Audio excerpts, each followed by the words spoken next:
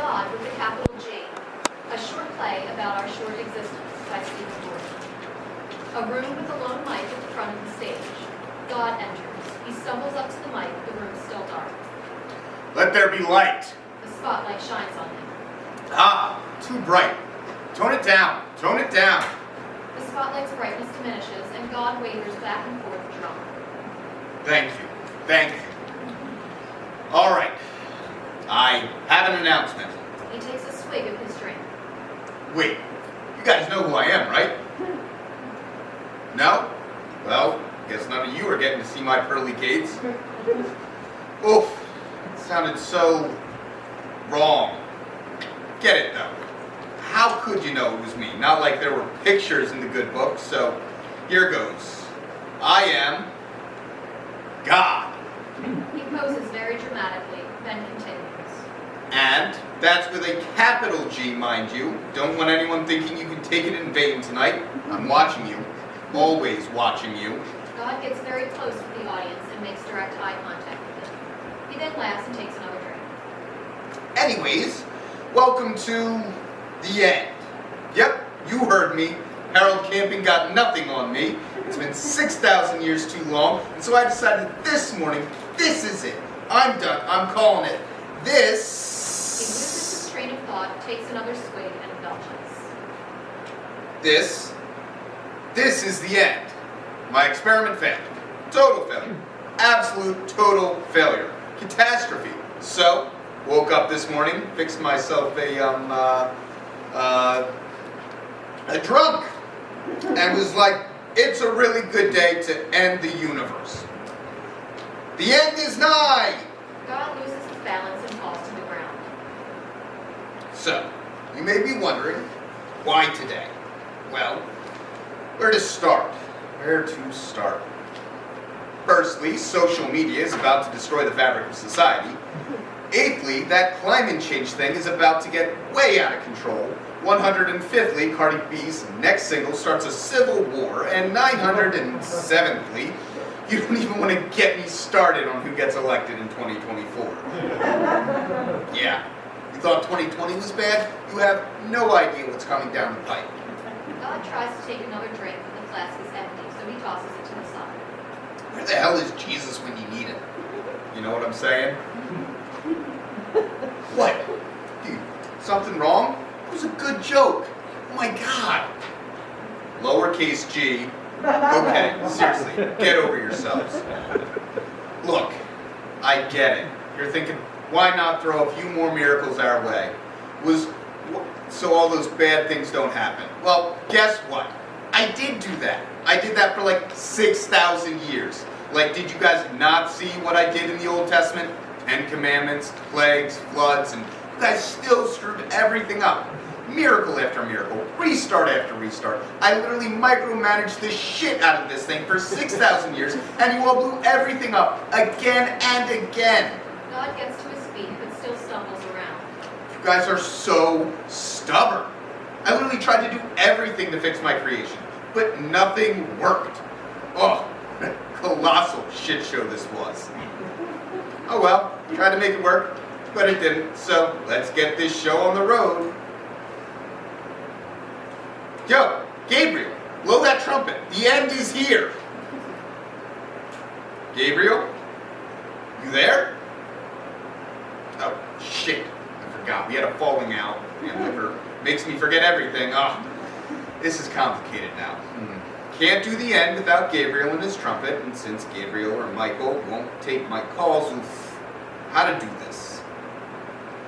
I have it. We're not going to do the end today. I'm going to try to save my creation one more time. Instead of miracle, though, I'm going to give you a story, a true story about how all of this began.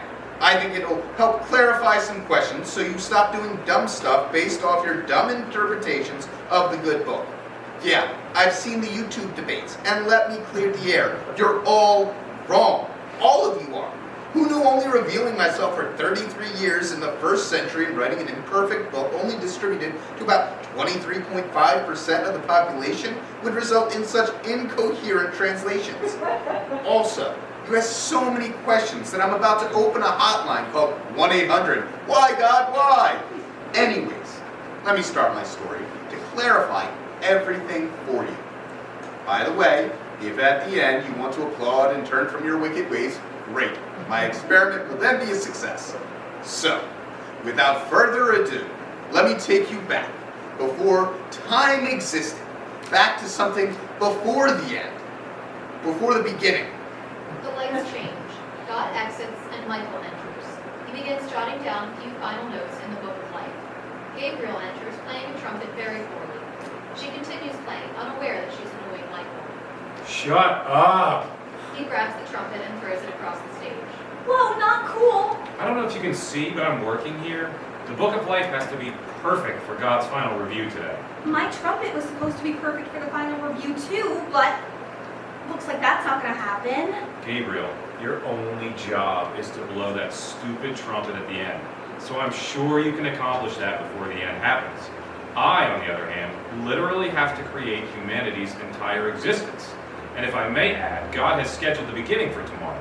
So if you could back off, I'm under a little stress to get that done. Well, I hope that excuse works for God when I tell him you broke my trumpet.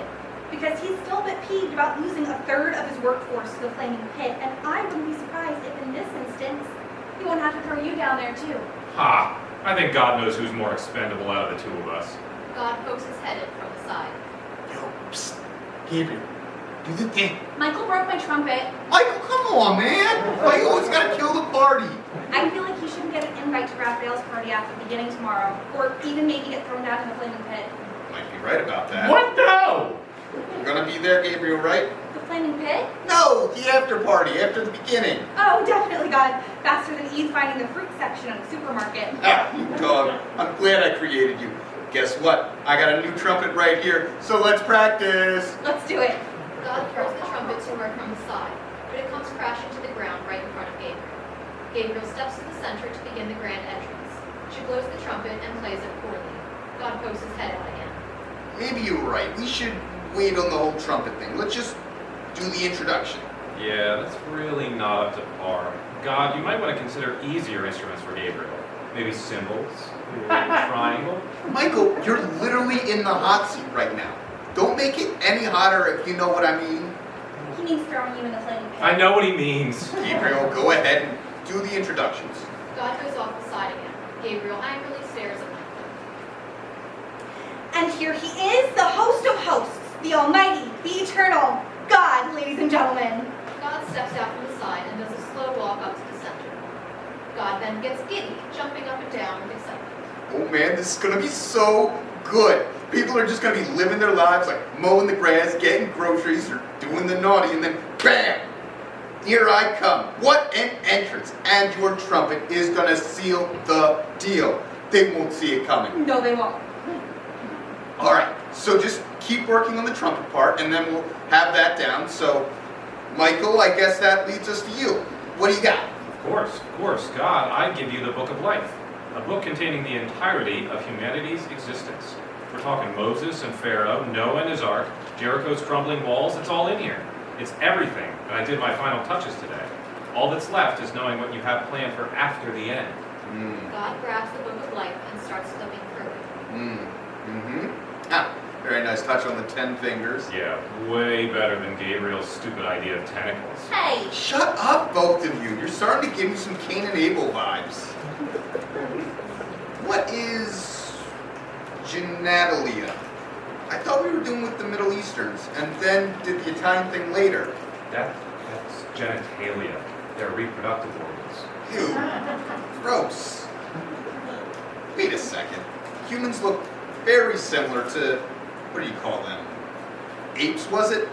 Yeah, I did notice that, but with the cells you had given me to work with, much of life on Earth will have many similarities. oof, that sounds like it's going to make a lot of people really confused about how this all started. Nonsense, Gabriel. You'd have to be an idiot to believe that. Exactly. I wanted to make sure it always kept pointing back to you. Thank you. Look at you. So much devotion and detail. I don't know, Gabriel. If you put the same dedication in, you'd probably have that trumpet part down by now. If you'd like, Gabriel, I could give you some pointers. Hell no. God gives Gabriel a look, and then a banging is heard from the floor below. Oh, shut up. Carrying on then. As you can see, Adam and Steve. What? Eve, sorry, I meant Eve. Just a slip of the tongue. That mistake does bring up a point, though, God. Yeah, okay. God, he's just trying to undermine you. No, Michael, I want to hear him out. Carry on, Gabriel. Well, in looking at the Book of Life, I see that Earth's population will explode in the early 2000s. And with the physics we've been working with, you can't really make it bigger. That's what she said. Sorry, you just really laid that one up. Keep going. You can't make it bigger to handle the numbers we'll be seeing in the early 2000s. It's a good eye, Gabriel. Thank you, God. So, Michael, how do we correct that?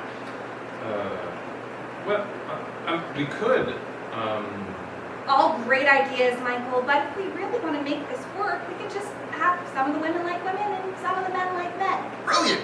I take it back, Gabriel. You do have the dedication. but God, don't you think they'll find those people kind of weird? Absolutely not. You'd also have to be an idiot to assume that. Great job, Gabriel, thinking on your feet like that. I just like to clean up the mistakes of my coworkers. Very kind of you. So, Michael, what's next? Well, if you approve of those edits and everything else currently in the Book of Life, I only need to know your idea for the end so I can make a final copy. Oh, yes. Yes. God flips back to the blank pages at the back of the Book of Life and hands it to Michael. Make sure you get all of this down. This idea for the end is about to blow both of your minds. After the trumpets sound and all are called up to be with me, we'll go through all of the souls in existence and figure out which one of them have tickets. Tickets?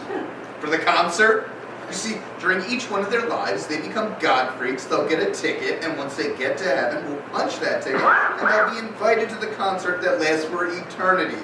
Think of it, billions and billions of people, all in one stadium, the lights go down, the spotlight falls on me, center of the stadium. I'll have my guitar pick and slam the first chord of eternity, and then the entire crowd will go friggin' nuts.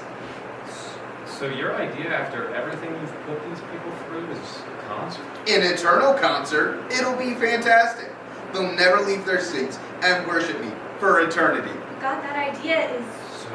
So selfish. Excuse me? So you're telling us the only point to their existence is so you can have a bunch of God-crazed groupies for your stupid concert? Yeah, because it'll be friggin' awesome. And what happens to all the people that don't get a ticket? I don't know, we'll throw them in the flaming pit or something. What? God, that's such a waste. I might as well throw away the whole book. Well, it'll mean something to the people who get a ticket.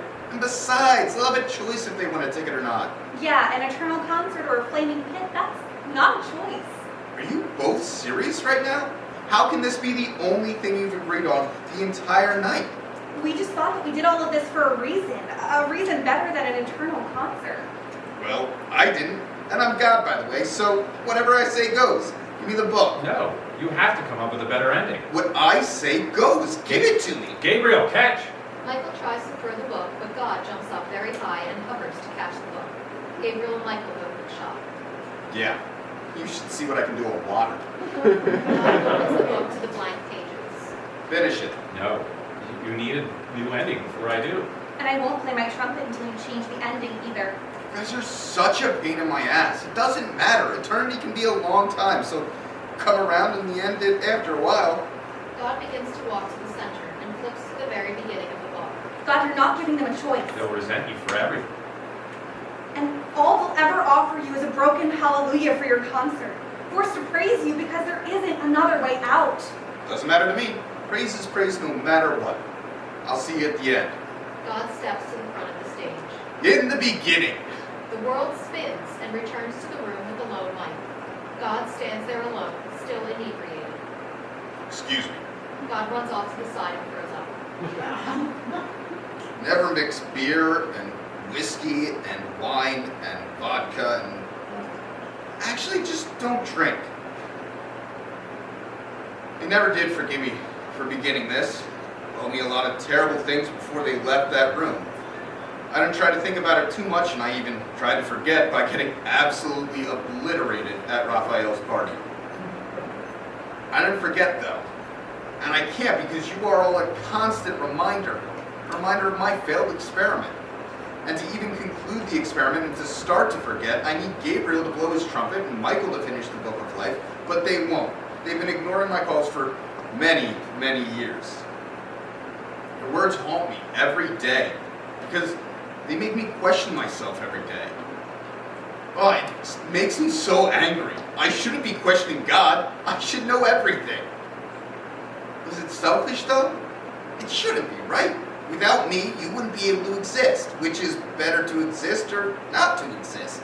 To exist would be my answer. But I can't deny I created your existence without a choice. And in that, I asked you to follow blindly to save yourself from eternal pain. And then I asked you to praise me in order to be saved from that eternal pain. I asked you for a broken hallelujah. I shouldn't be proud of any of this. I can't, because I made a universe guided only by my hand, not yours. And that's what makes all of this so hard. You never asked to exist. I forced it upon you. My creation is filled with regret, and I tried to fix it. I tried to fix it by rewriting so many of your stories. Like I said, I tried floods, plagues, miracles, everything I could, but this world keeps spinning more and more out of control. There is one thing I'm proud of, though. It's a revision I was able to put in the Book of Life. You see, Gabriel left a few blank pages in the 1st century, so I just scribbled in a story. A story that begins with me coming down to all of you. See, I decided to come down because I needed to understand what it's like to live like all of you and all of this. Granted, I was naive when I first started out. It would be easy, but I found out it's so difficult. I understand more now than I ever did before, and I deserve everything you threw at me during my time down here. The most important line I have ever uttered in that story was, "Father, forgive them, for they know not what they do." True, because you don't understand yet. But at the end, when we meet again, you will. You'll understand every question you've ever had. I'll make sure of it. When we meet again face to face, I'll have one question for you. Once you have your perfect knowledge, a question that's bugged me since my argument with Gabriel. Michael, the question I still don't have an answer to. The question that makes me drink. The question is, can you forgive me?